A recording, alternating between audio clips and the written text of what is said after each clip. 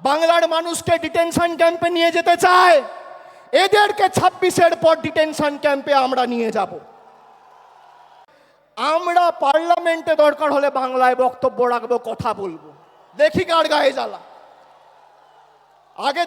আগে দিনে যদি 10 বার বলতাম, এখন 500 বার বলবো। কত ক্ষমতা আছে ভারতীয় জনতা পার্টির? একদিকে ইডিকে লাগিয়ে বিরোধী দলের নেতাদের স্তব্ধ করা, আর একদিকে ইলেকশন কমিশনকে লাগিয়ে মানুষের ভোটাধিকার কেড়ে নেওয়া। দুটো একটা ইডি আর একটা ইসি, একটা এনফোর্সমেন্ট ডিরেক্টরেট আর একটা ইলেকশন কমিশন।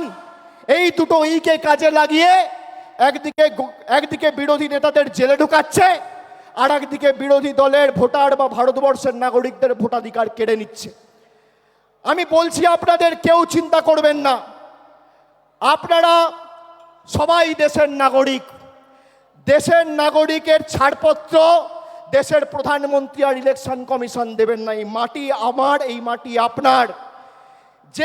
যে ভাষায় আপনি জন্মের পর কথা বলতে শিখেছেন, যে ভাষায় মা বলেছেন, যে ভাষায় বাবার সাথে কথা বলেছেন, যে ভাষায় আপনার প্রথম প্রেম ভালোবাসা, সেই ভাষাকে বিজেপি বৃদ্ধাঙ্গুষ্ঠ দেখিয়ে আমাদের অপমানিত করবে, আর আমরা বসে বসে সব মুখে কুলুপ বেঁধে বসে থাকবো।